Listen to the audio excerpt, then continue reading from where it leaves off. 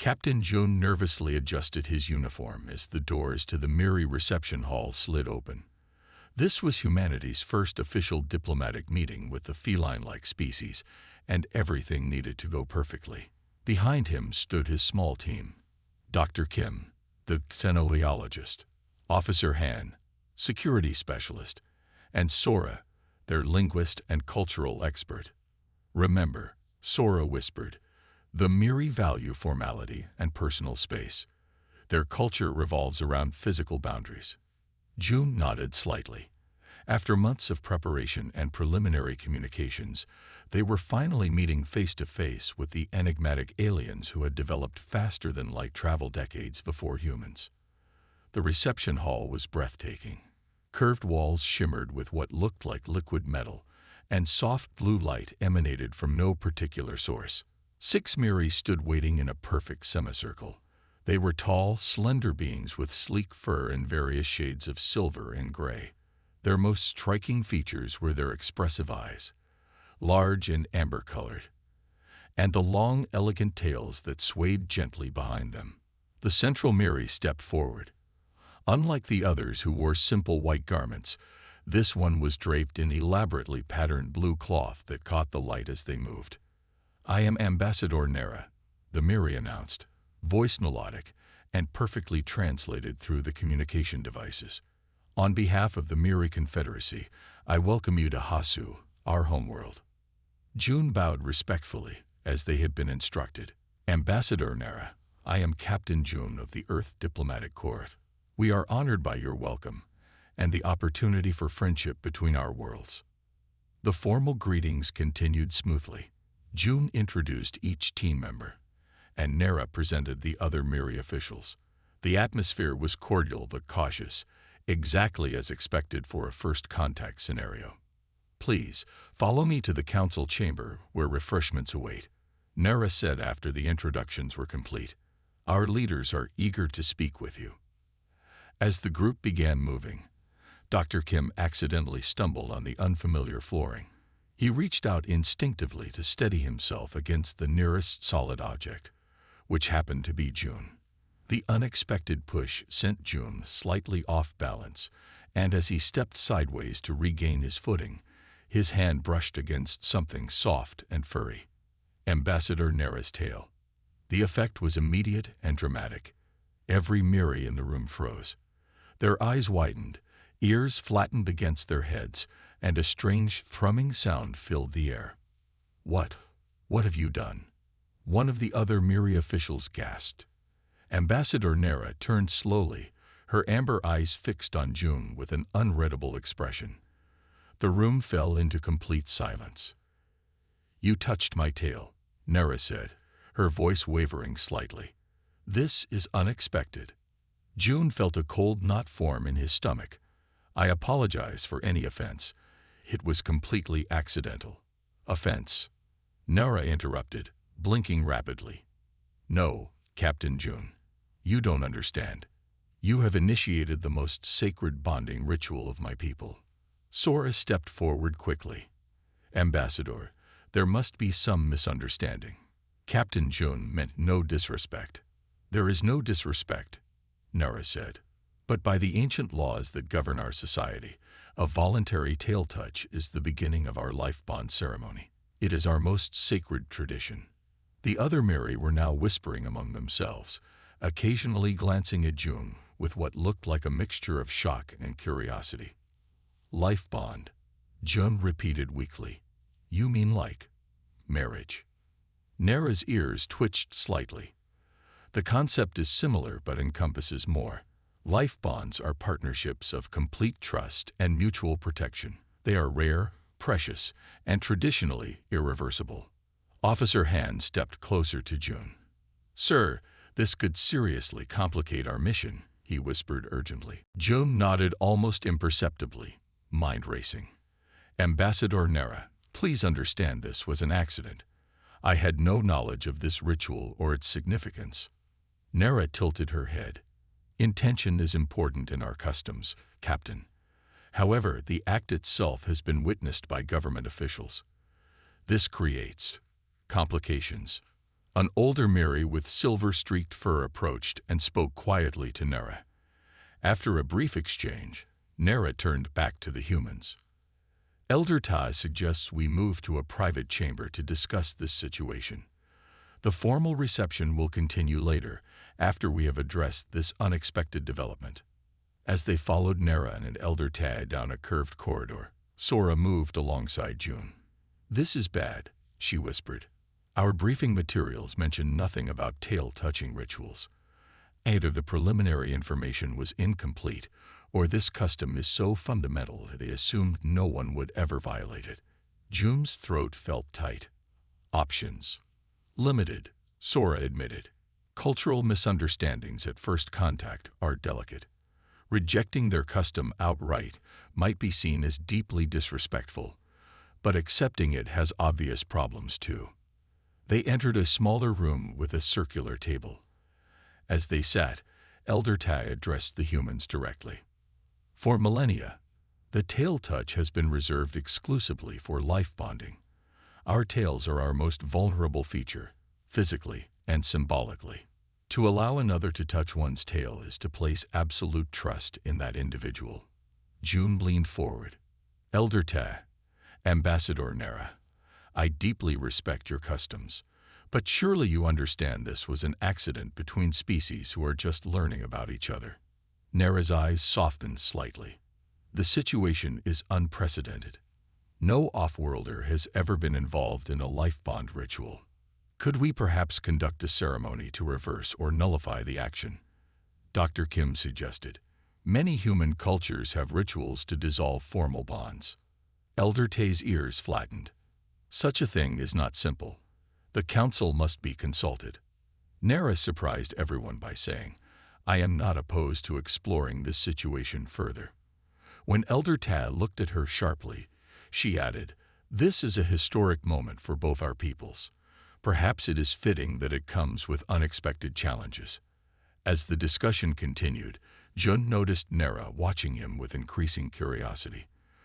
For the first time, he saw the Miri not just as an alien diplomat, but as a person caught in the same awkward situation as himself. "Until the council decides," Elder Ta finally announced, "Captain Jun will be considered Nera's formal bond initiate. This grants him diplomatic protection, but also certain responsibilities." Jun nodded solemnly, hoping he wasn't agreeing to something even more complicated. As they left the chamber, Nera fell into step beside him. "Do not worry too much, Captain," she said quietly. "I find this situation as surprising as you do, but perhaps there is wisdom in accidents." Jun managed a small smile. "On Earth, we have a saying, sometimes the best discoveries happen by mistake." Nera's tail swayed thoughtfully behind her, carefully distant from any accidental human touch. The morning after the tail-touching incident, Captain Jun woke to find a package outside his guest quarters. Inside was a silver bracelet with intricate patterns and a note written in perfect English. "As my bond initiate, you must wear this at all times, Nera." Jun sighed as he slipped it on. The metal felt unusually warm against his skin. He had spent half the night in an emergency video conference with Earth Command, trying to explain how he had accidentally gotten engaged to an alien ambassador. The diplomatic implications are serious, his superior had warned, but refusing their customs could jeopardize the entire first contact. "Play along while we figure something out." A gentle chime indicated someone at his door. When it slid open, Officer Hand stood there looking uncomfortable. "Sir, Ambassador Nera has requested your presence for a morning meal. Apparently, it's customary for bond initiates to share breakfast." "Of course it is," Jun muttered. "Any other customs I should know about?" Sora is researching everything she can, but information is limited. The Miri are very private about their bonding rituals. Jun followed Han through the curving hallways of the diplomatic complex. Miri they passed top to stare, some whispering behind their hands. A few nodded respectfully, ears tilting forward in what Sora had identified as a sign of approval. "They're certainly interested in you, sir," Han observed. "I've become an interstellar curiosity overnight." The dining area was a beautiful space with a curved glass ceiling that revealed Hashu's pale pink sky. Ambassador Nera waited at a small table, her silver fur gleaming in the morning light. "Captain June," she greeted him, ears perked forward. "I hope you rested well despite the circumstances." "As well as can be expected," he replied honestly. "This bracelet, the Kine," she supplied. "It marks the beginning of our bonding period." June sat across from her, noticing how her tail curled carefully around her chair, well away from any potential contact. "I'd like to understand more about what this bonding means to your people," he said carefully. Nera's amber eyes studied him thoughtfully. "The tail bond is our oldest tradition, dating back to when the Miri lived in small clans. Our tails contain our most sensitive nerves and were once our most vulnerable point in combat. To allow another to touch your tail was to literally place your life in their hands." A server approached with plates of strange-looking food. June recognized some items from his briefing materials, but others were completely new. "You must try the blue fruit," Nera suggested. "It's considered a symbol of new beginnings." June took a small bite. The flavor was surprisingly pleasant, something between a strawberry and a peach. "Delicious," he admitted. "So the bonding is about trust." "Trust, protection, companionship," Nera nodded. "Traditional bonds are formed between Miri who wish to share their lives completely. The process normally takes a full season to complete, with several ceremonies marking each stage." June nearly choked on his fruit. "A full season. How long is that in Earth terms?" "Approximately 6 of your months." 6 months. June tried to keep his voice calm. "Ambassador Nera, our diplomatic mission is only scheduled for 3 weeks." Nera's ears flattened slightly. "Yes, this creates complications. The council met through the night discussing our situation. Some traditionalists believe the bond must be honored fully or not at all." "And what do you believe?" June asked. Nera seemed surprised by the question. "I find myself curious. No Miri has ever bonded with a non-Miri. There are no rules for this." Their conversation was interrupted by the arrival of Elder Tai and 2 other officially dressed Miri. All 3 looked serious. "Captain June," Elder Tai greeted him stiffly.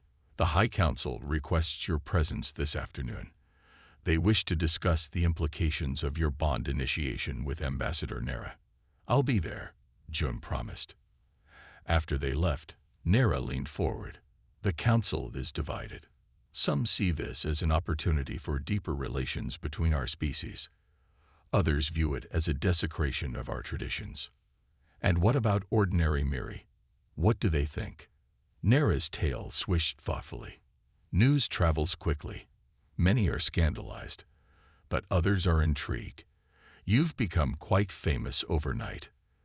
Later that morning, Jun met with his team. Sora had dark circles under her eyes from researching Miri bonding customs all night. "It's complicated," she explained. "The bond has legal, social, and even religious implications. Breaking it improperly could be seen as deeply offensive." "So I'm stuck?" June asked. "Not exactly. There are ceremonial ways to dissolve a bond, but they're typically used only in extreme circumstances. And here's where it gets interesting." Sora pulled up an image on her tablet. This symbol appeared in multiple texts about bond dissolution. June leaned closer. "That looks like the pattern on my bracelet." "Exactly. I think Ambassador Nera is already preparing for a potential dissolution ceremony. She's following tradition while giving us an exit strategy." That afternoon, the council chamber was packed with Miri officials. June stood before them, acutely aware of how alien he appeared among their sleek, furred forms. An elderly Miri with almost white fur addressed him. "Captain June of Earth, do you understand the seriousness of initiating a tail bond with Ambassador Nera?" "I understand it was an accident caused by cultural differences," June replied carefully.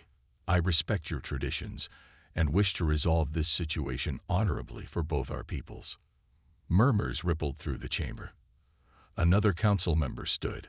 "The traditional bond period requires the initiates to spend significant time together, learning each other's ways. Would you be willing to participate in modified bonding rituals during your stay? June considered his options. Refusing would likely cause offense, while agreeing would at least buy time. I would be honored to learn more about Miri customs, he answered.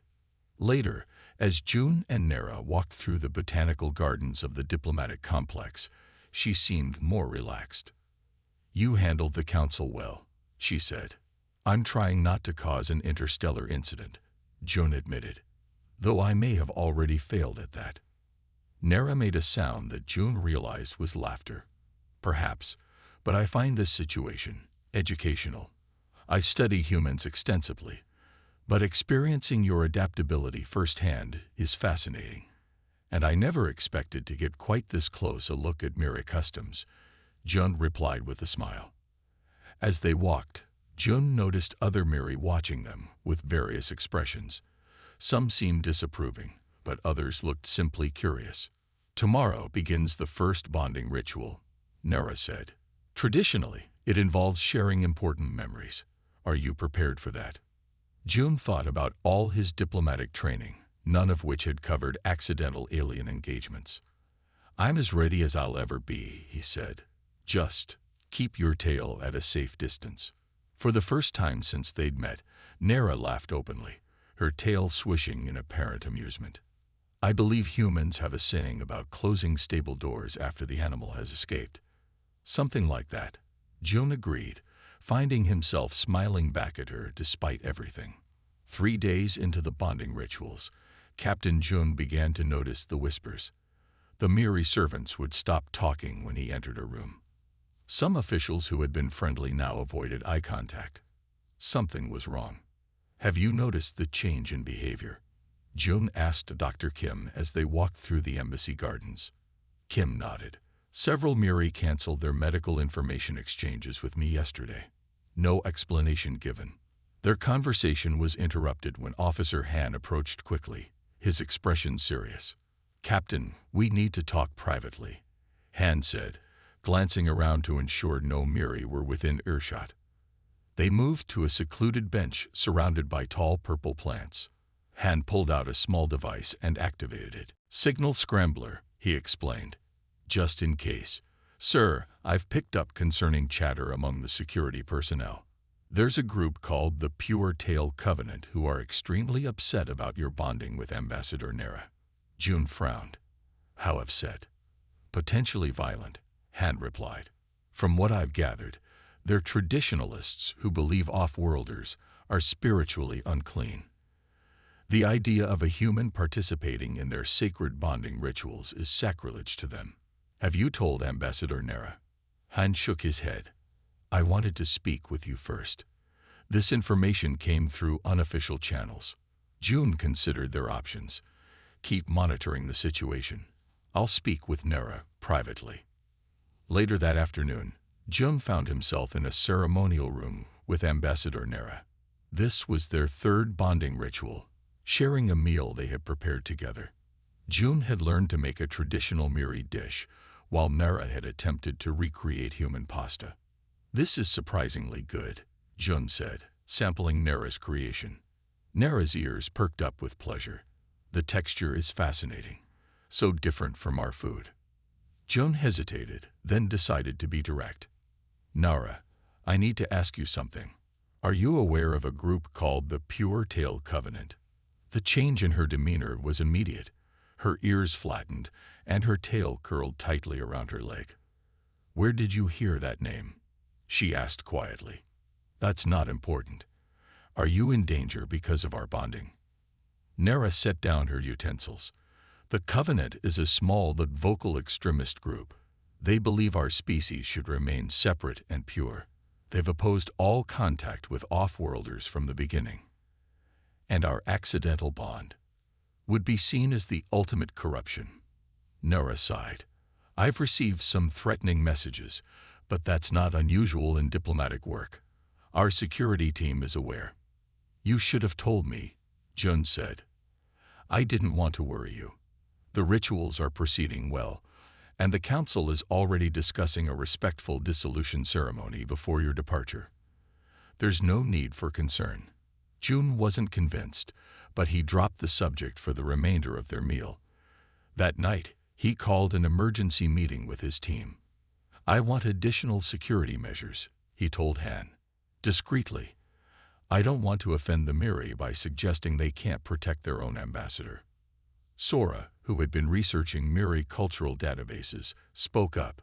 "The Pure Tail Covenant has been involved in protest activities before, but never violence.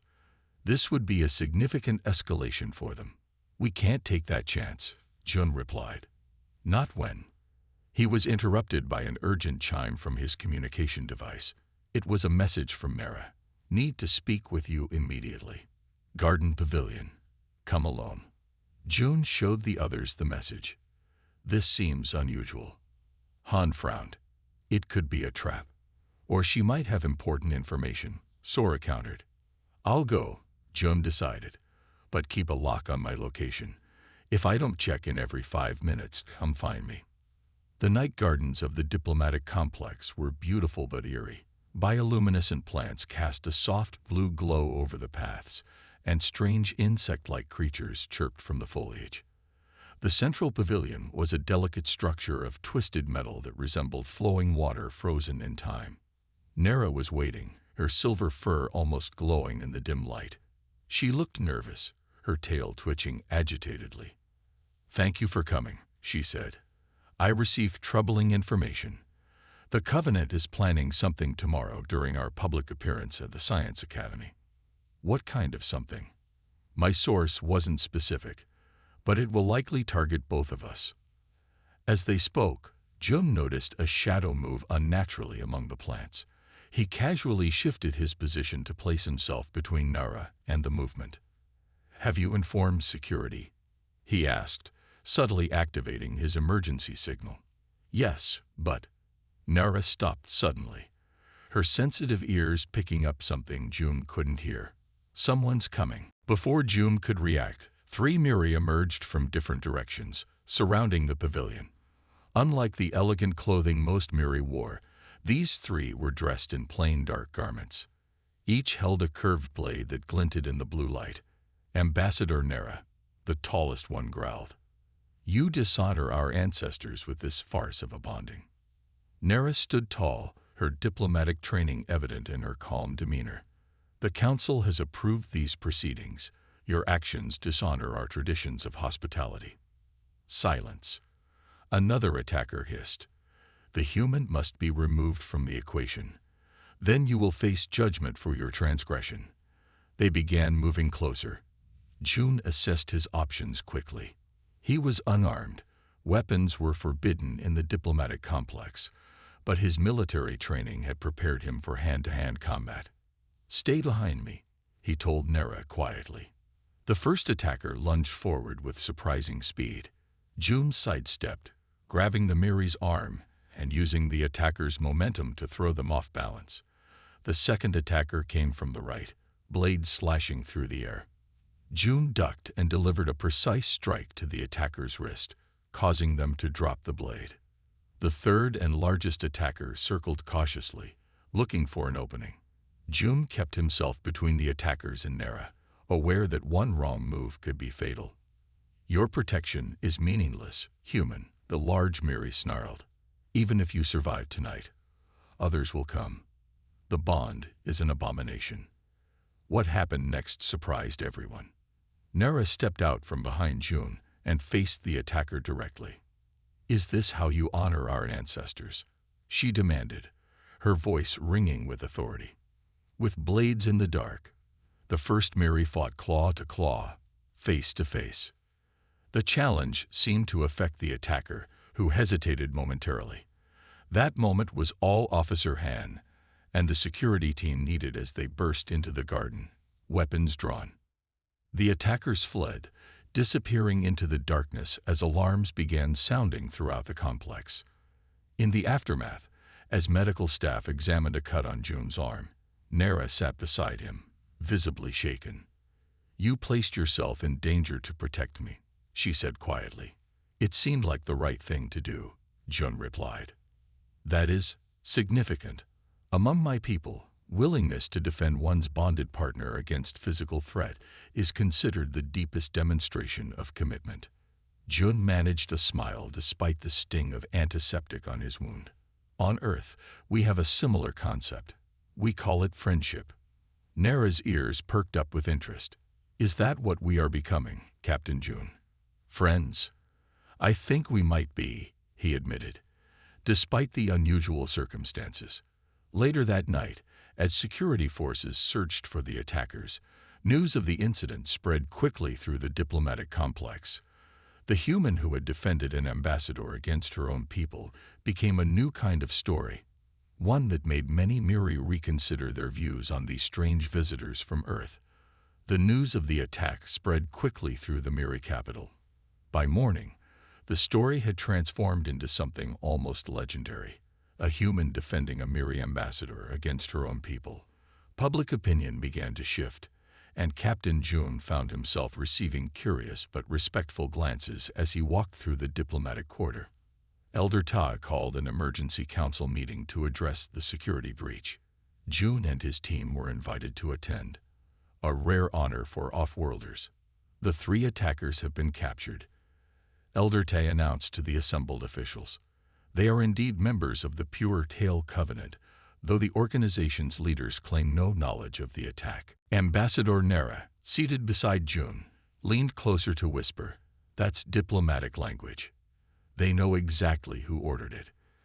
The council chamber was a circular room with raised seats surrounding a central speaking area.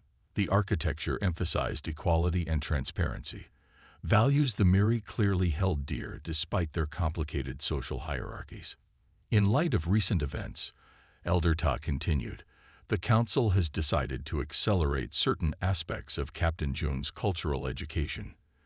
Ambassador Nara will provide a more comprehensive explanation of our bonding traditions. After the meeting, Nara led Jun to a quiet garden area that he hadn't seen before. Unlike the formal gardens of the diplomatic quarter, this one felt older and more natural. A small stream wound through moss-covered rocks, and ancient-looking trees provided shade. "This is the Garden of Reflections," Nara explained. "It's traditionally where bond partners come to resolve disagreements or deepen their understanding of each other." They sat on a smooth stone bench beside the stream.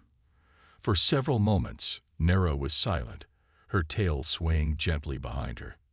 "After what happened yesterday," she finally said, "I realized you deserve to understand more about why the tail bond is so important to my people." Jun nodded encouragingly. "Our evolutionary history shaped us in ways very different from humans," Nara began. "Early Miri were both predator and prey.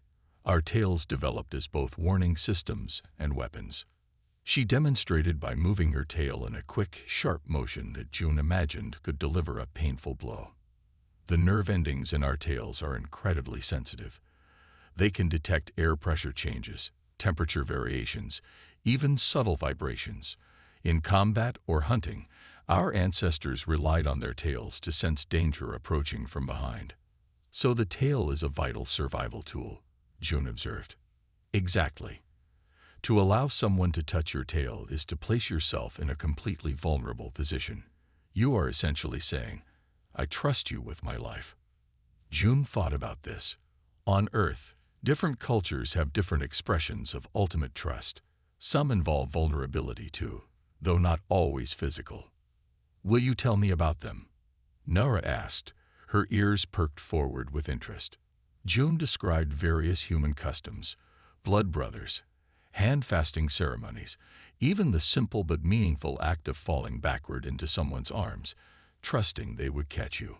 "Fascinating," Nara said. "So humans also recognize the power of voluntary vulnerability." "We do, though I think we sometimes forget its importance in our modern world." They sat in comfortable silence for a moment, watching small, colorful creatures that resembled butterflies dance over the stream. "There's something else you should understand," Nara continued. "The tail bond isn't just about vulnerability. It's about complementary strengths." She pointed to a nearby plant where 2 different vines were growing intertwined. Traditional Miri bonds are formed between individuals with different strengths. One might be a hunter, the other a healer. One a warrior, the other a diplomat. Together, they become more than the sum of their parts. Like symbiosis, Jun suggested. Yes, precisely. Nera seemed delighted by his understanding. This is why some Miri are so interested in our accidental bond. Humans and Miri have such different strengths. Your adaptability, our stability. Your innovation, our tradition. And this is also why the Pure Tail Covenant is so opposed to it, Jun realized. They see it as disrupting the natural order. Nera nodded, her expression growing serious. They believe mixing species dilutes our essence, but many of us see it differently. We see potential for growth, for evolution. As they continued talking, Jun found himself fascinated by the complexity of Miri culture. What had at first seemed like an unfortunate accident was revealing itself as a window into a rich world of traditions and beliefs. Later that afternoon, Jun met with his team to share what he had learned. It's not just a marriage ritual, he explained to Sora, Kim, and Han. It's more like a social contract based on evolutionary biology. That explains the public reaction to your defense of Ambassador Nera, Sora said thoughtfully. You physically demonstrated the protective aspect of the bond, which might be why the Council is accelerating your cultural education, Kim added. You've accidentally fulfilled one of the most important aspects of their bonding tradition. Officer Han looked concerned. Sir, this complicates our exit strategy. If the Miri see you as having committed to this bond through action rather than just accident. I know, Jun sighed. But we still have 2 weeks before our scheduled departure. The dissolution ceremony is being prepared. That evening, Jun was invited to observe a traditional Miri music performance. He found himself seated next to Nera in a small amphitheater carved from living stone. The music was unlike anything Jun had heard before, complex harmonies produced by instruments that seemed to work with natural acoustics rather than against them. He noticed that the Miri in the audience were moving their tails in subtle patterns, seemingly responding to the music physically. Our tails are also how we express emotions, Nera explained quietly. The movements you're seeing are expressions of appreciation and connection to the music, like how humans might tap their feet or nod their heads. Similar, but more complex. Each movement has subtle meaning. Look at the elderly couple 3 rows down. Jun observed the pair Nera indicated. Their tails moved in perfect synchrony despite neither looking at the other. That's a bonded pair who have been together for decades, Nera explained. Their tail movements have harmonized over time. It's considered one of the most beautiful expressions of a successful bond.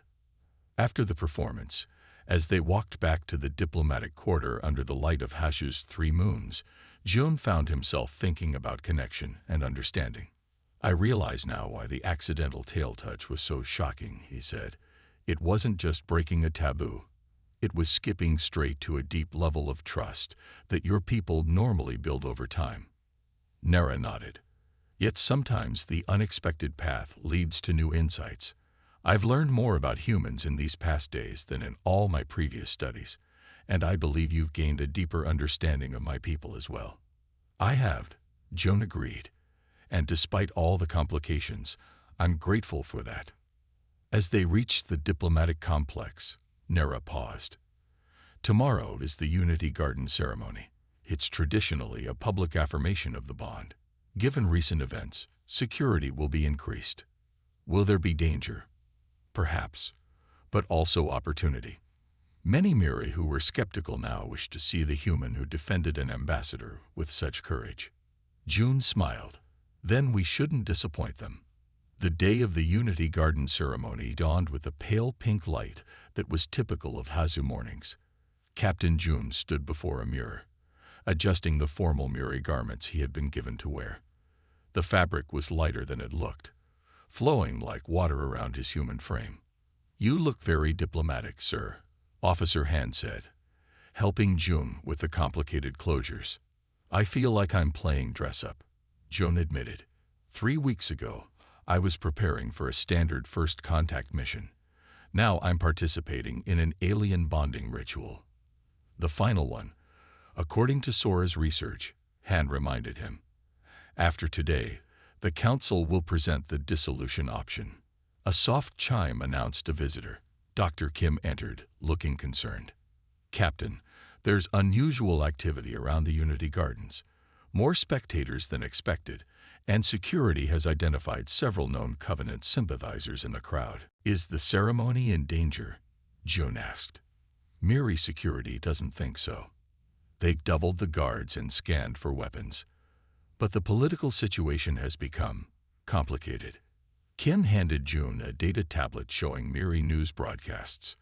Images of June defending Nara against the attackers were being shown repeatedly, alongside footage of human-Miri scientific collaborations from the past week. Public opinion has shifted dramatically, Kim explained. Many Miri now see your accidental bonding as fortuitous rather than scandalous. The scientific community in particular is pushing for stronger ties between our peoples. And the traditionalists, still opposed, but increasingly isolated. Your actions in the garden changed the narrative. June handed back the tablet, feeling the weight of unexpected responsibility. Let's not keep the ambassador waiting. The Unity Gardens were the oldest and most sacred public space in the Miri capital. Ancient trees with silver-blue leaves created natural archways over winding paths. At the center stood a circular clearing with a pool of water, so still it perfectly reflected the sky above. Thousands of Miri had gathered to witness the ceremony. Many wore formal attire in silver and blue, the colors of unity in Miri culture. As June walked the ceremonial path toward the central clearing, he could hear whispers ripple through the crowd. Ambassador Nara waited at the pool's edge, dressed in elaborate ceremonial robes, with patterns that seemed to shift and change in the light. Her silver fur was adorned with tiny blue crystals that glittered when she moved. June thought she looked both regal and somehow vulnerable. Elder Ta stood between them, his white fur distinguishing him as one of the oldest living Miri. When June reached the appointed spot, the elder raised his hands for silence. Today we witnessed the completion of an unexpected bond, Elder Tay announced, his voice carrying clearly across the garden. Never before has a Miri and a human participated in our sacred traditions, yet here we stand, at the edge of new possibilities. The ceremony proceeded with ritual exchanges of water and symbolic gifts. June followed Sora's careful coaching, responding at the appropriate moments and making the proper gestures. Throughout it all, he was acutely aware of Nara's presence across from him, her amber eyes watching him with an expression he was still learning to read. When the formal exchanges were complete, Elder Tai addressed them both. The bond between you began with an accident of cultural misunderstanding, yet it has revealed deeper truths about both our peoples. Captain June has demonstrated courage and respect for our ways. Ambassador Nara has shown wisdom and openness to new possibilities. Elder Ta then turned to address the gathered crowd. The council has deliberated on this unprecedented situation. As Captain June's mission will soon return to Earth, we have prepared the traditional dissolution ceremony to release both parties from the formal bond. A murmur ran through the crowd. June noticed some Miri looking disappointed, while others nodded in apparent approval. However, Elder Ta continued, the council also proposes something new. A diplomatic bond between our worlds, inspired by the unexpected connection we have witnessed. Ambassador Nara will oversee this initiative, with Captain June acting as Earth's representative upon his return. This announcement caused a much stronger reaction. Excited conversations broke out across the garden. June caught glimpses of Miri tail movements that Nara had taught him indicated surprise and approval. Elder Tai raised his hands once more for silence. Captain June and Ambassador Nara will now make their choice regarding the dissolution of their personal bond. This was the moment June had been waiting for, the diplomatic exit strategy that would allow him to return to Earth without complications. Yet as he stood there, looking at Nara across the reflective pool, he realized something had changed between them. Not romance in the human sense, but a genuine connection and mutual respect that transcended their biological differences. Elder Ta presented a small silver knife, the traditional tool for severing the bond bracelet that June had worn since that first morning. June looked at Nera, a silent question in his eyes. To his surprise, she stepped forward. "Elder Te, honored council, people of Hasu," she addressed the crowd. "The traditional dissolution is appropriate given the circumstances of our bond's beginning.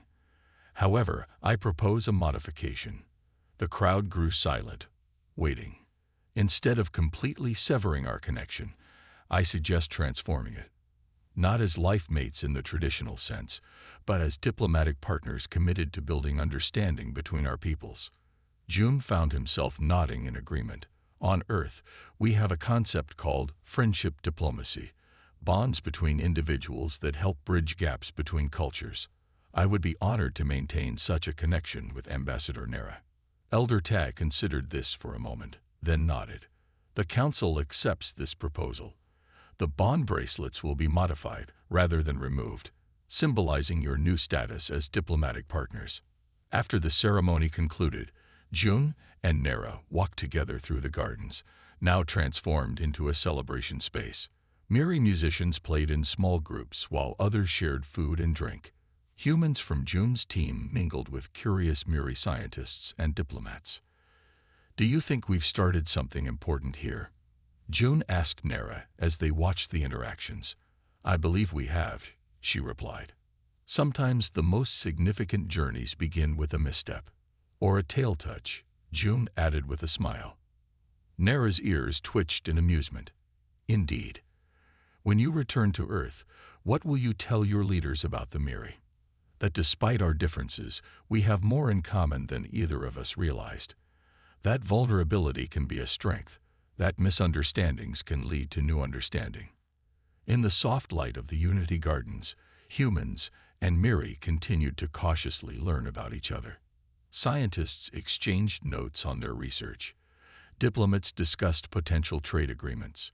And at small tables throughout the garden, individuals simply talked, discovering the universal joy of connection across difference. 1 year later, when the first official human-Miri cultural exchange program welcomed its inaugural participants, the application form included an unusual question. "Are you willing to learn about cultural differences through unexpected experiences?" Every applicant who answered yes received a small silver pin shaped like a Miri tail, a reminder that the most sacred bonds often begin by accident, and that understanding differences could lead to the most meaningful connections of all.